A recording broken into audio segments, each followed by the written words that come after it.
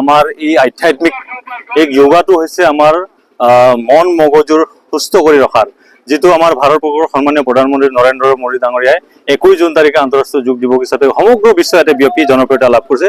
ঠিক তাৰে এটা অংশস্বৰূপে আমিও আমাৰ এই জনগোষ্ঠীটোক মানসিকভাৱে শাৰীৰিকভাৱে আমাৰ যুৱ প্ৰজন্মসকলক আমি সুস্থ ৰাখিব লাগিব। ইয়াৰ কাৰণে আমি দ্বিতীয় দিনাখন কাৰ্যসূচী ৰাখিছোঁ যোগা। তাৰপিছতে আমাৰ পতাকা উত্তোলন কাৰ্যসূচী টাকাম মিচিং পৌৰ নিগমৰ সন্মানীয় সভাপতি ডাঙৰীয়া আৰু মিচিং ইউথ ফেষ্টিভেলৰ যিটো পতাকা আমি উত্তোলন কৰা হৈছে একলব্য গাম ডাঙৰীয়াই। গতিকে দুটা আমি TMPKৰ পতাকাৰো আৰু এই মিচিং যুৱ মহোৎসৱৰ যি পতাকা দুটা উত্তোলন কৰাৰ পিছত আমি শ্বহীদ তৰ্পণ কাৰ্যসূচী ইতিমধ্যে সমাপন কৰিলোঁ। সমাপন কৰাৰ পিছত আজি আনুষ্ঠানিকভাৱে আমাৰ আবুতানি ক্লেন বংশৰ যিটো 6টা জনগোষ্ঠীৰ মিচিং অকুম, গালো অকুম, আদি অকুম, নিচি অকুম, তাগিন অকুম, আপাতানি অকুম, এই 6টা গৃহটি আমি যাক আমি তালাং অকুম বুলি কওঁ, সেই গৃহটি আমি শুভ উদ্বোধনৰ কাৰ্যসূচী ইতিমধ্যে চলি আছে।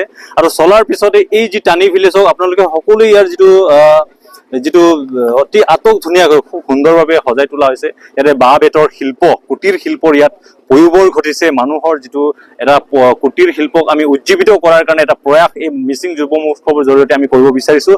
আৰু লগতে আপোনালোকে সকলোৱে জানে যে এই বিশ্বক যদি পৰিৱেশ পাৰিপাৰ্শ্বিকতা গ্ল'বেল ৱাৰ্মিঙৰ পৰা পৃথিৱীখনক যদি বচাব লাগে, পৃথিৱীখনক যদি পৰিৱেশৰ এটা ভাল এটা উদাহৰণ দৃষ্টান্ত যদি দেখাব লাগে, সেই কথাটো আমাৰ মিচিং জনগোষ্ঠীৰ যাদৱ পায়েং, পদ্মশ্ৰী যাদৱ পায়েং দেৱে দেখাইছে আদৰ্শ এটা। সমগ্ৰ বিশ্বই আজি তেওঁক জানে, আদৰ্শ এটা তেওঁ দেখুৱাই থৈ গৈছে। গতিকে এই যাদৱ পায়েঙৰ সতি সন্ততি হিচাপে আমি মিচিং যুৱ মহোৎসৱত প্লাষ্টিক ফ্ৰী যিটো গ্ল'বেল ৱাৰ্মিঙৰ পৰা পৃথিৱী বচাবৰ কাৰণে আমি যদি অনুষ্ঠান কৰিছোঁ, তেনেহ'লে আমাৰ থলুৱা যিটো খাদ্য, থলুৱা যি বাঁহ বেতৰ শিল্পৰ জৰিয়তে আমি কোনো ধৰণৰ ইয়াৰ প্লাষ্টিক ব্যৱহাৰ কৰা নাই। আৰু গোটেই সমস্ত এই যি আমাৰ গ্ৰাউণ্ডটোক আমি এটা প্লাষ্টিক ফ্ৰী এৰিয়া হিচাপে ঘোষণা কৰাতে ক্ষান্ত নাথাকি আমি প্ৰত্যেকেই ইয়াত প্লাষ্টিক বৰ্জন কৰি পেলাই আমি এটা পৰিৱেশ পাৰিপাৰ্শ্বিকতা বজাই ৰখাৰ কাৰণে অনুষ্ঠানটোত কৰিছোঁ। আৰু ইয়াতে আমাৰ ডিস্পো গ্লাছ আৰু ডিস্পো প্লেট আপোনালোকে দেখিব নাপাব, কিয় কাৰণে আমাৰ 10,000 ডেলিগেট আছে, কিন্তু আমি নিজৰ থালি, নিজৰ বাতি, কাঁহী বাতি লৈ আনিছোঁ ভাত খাবৰ কাৰণে। আৰু সেইটোৱে আমাৰ মিচিং যুৱ মহোৎসৱৰ ব্যতিক্ৰম।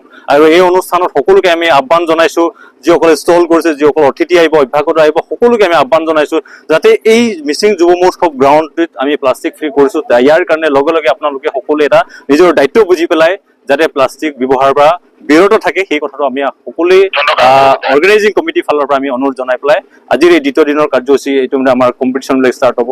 ইয়াৰ পিছতে আমাৰ সাংস্কৃতিক সন্ধিয়া আছে। চ' এনেকেই আমাৰ গতানুগতিক প্ৰগ্ৰাম যিখিনি আছে সেইখিনি চলি থাকিব। ধন্যবাদ।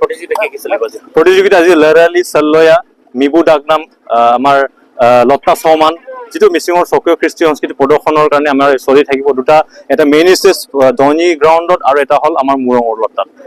মিবু ডাকনাম যিটো আমাৰ আপোনালোকে সকলোৱে জানে এই কথাবিলাক, তো এইটো প্ৰতিযোগিতা আমি চলি থাকিব। 30 তাৰিখে আমাৰ শেষৰ কাৰ্যসূচীত মাননীয় ভাৰতবৰ্ষৰ গৃহমন্ত্ৰী অমিত শ্বাহ ডাঙৰীয়া আহিব। আৰু আপোনালোকে জানে যে আমাৰ এই যুৱ মহোৎসৱটি 1996 পৰা আজি আমাৰ অনুষ্ঠিত হৈছে। এই যুৱ মহোৎসৱটি আমাৰ সংগ্ৰামৰ এটা পাৰ্ট হয়। আমি 40 বছৰ ধৰি পেলাই আজি সংগ্ৰাম কৰিছোঁ যে মিচিং জনগোষ্ঠীক মিচিং সাহিত্য সাহিত্য পৰিষদৰ ভাৰতৰ সংবিধানৰ 6ষ্ঠ অনুচ্ছেদ অন্তৰ্ভুক্ত কৰাৰ কাৰণে এটা সংগ্ৰাম চলি আছে। আৰু সেই সংগ্ৰামৰে এটা পাৰ্ট হিচাপে আমি অংশ হিচাপে মাননীয় গৃহমন্ত্ৰী ডাঙৰীয়াক আমি আমন্ত্ৰণ জনাইছোঁ। তেখেতে আমাৰ আমন্ত্ৰণ ৰক্ষা কৰি 30 তাৰিখে উপস্থিত থাকিব। সেইকাৰণে আমি 1.5 লাখ মিচিং মানুহে মিচিঙৰ যি ইউনিটি ষ্ট্ৰেংথ দেখাবৰ কাৰণে যাতে মিচিংসকলেও সাহিত্য শাসন পাব পাৰে, মিচিংসকলেও স্বীকৃতি পাব পাৰে, এই কথাটো আমি অন্তৰৰ পৰা তেওঁক জনাব বিচাৰিছোঁ। আৰু তেখেতেও এই আদৰ সম্ভাষণ গ্ৰহণ কৰিব নিশ্চিতভাৱে আমি আশাবাদী। ধন্যবাদ।